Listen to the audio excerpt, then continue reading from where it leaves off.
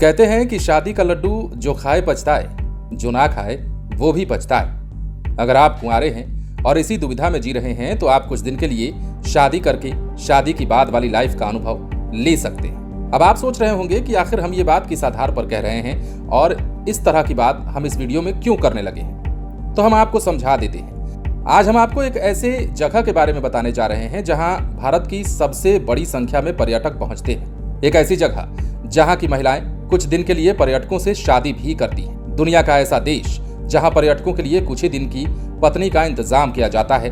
यहां दूसरे देश से आने वाले शख्स अपने लिए पत्नी किराए पर ले सकते हैं। सवाल ये कि क्या आपने इससे पहले कभी किराए वाली पत्नी का जिक्र किया है या फिर किराए वाली पत्नी के बारे में सुना है? नहीं सुने हैं तो आज सुन लीजिए। और जिस देश की चर्चा हम करने जा रहे हैं, जिस जगह की चर्चा हम करने जा रहे हैं, उस देश का नाम इंडोनेशिया है। मीडिया रिपोर्ट्स के मुताबिक एशियाई देशों में प्लेजर मैरिज का चलन काफी बढ़ता जा रहा है, लेकिन इसका इस्तेमाल सबसे ज्यादा इंडोनेशिया में किया जा रहा है। इंडोनेशिया में प्लेजर मैरिज एक बड़ा बिजनेस उभर कर सामने आया है। इसके चलते देश में आने वाले पर्यटकों की संख्या में भी बहुत तेजी से और काफी ज्यादा बढ़ोतरी हुई है। इंडोनेशिया की ज्यादातर कम पढ़ी लिखी और गांव की लड़कियों को इस काम के लिए नौकरी दी जाती है। कई बिचौलिए पर्यटकों के लिए किराए की पत्नी का इंतजाम भी करते हैं। अब यह सुनकर आपको हैरानी हो रही होगी, लेकिन इस खबर में जैसे जैसे हम आगे बढ़ते जाएंगे, यकीन मानिए आपके लिए यह खबर रोचक होती जाएगी। तो बने रहिएगा हमारे साथ इस वीडियो के अंत तक। अब देखिए, मीडिया रिपोर्ट्स की खबरों के मुताबिक लड़कियों के मोटी सैलरी और लैविश लाइफस्टाइल का लालच देकर इस काम के लिए तैयार किया जाता है।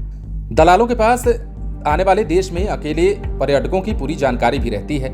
प्लेजर मैरिज में पुरुष पर्यटकों को लड़कियों से मिलवाया जाता है और इसके बाद दोनों की शादी करा दी जाती है। शादी के बाद जब तक वो शख्स इंडोनेशिया में रहता है तब तक लड़की उसके साथ पत्नी की तरह रहती है। इंडोनेशिया में ही रहते हुए दोनों साथ घूम सकते हैं, कहीं भी जा सकते हैं और साथ में समय भी एक पति पत्नी की तरह ही बिता सकते हैं। इसके बाद जब देश से निकलने की बारी आती है तो देश से निकलने से पहले दोनों का कानून तलाक कराया जाता है।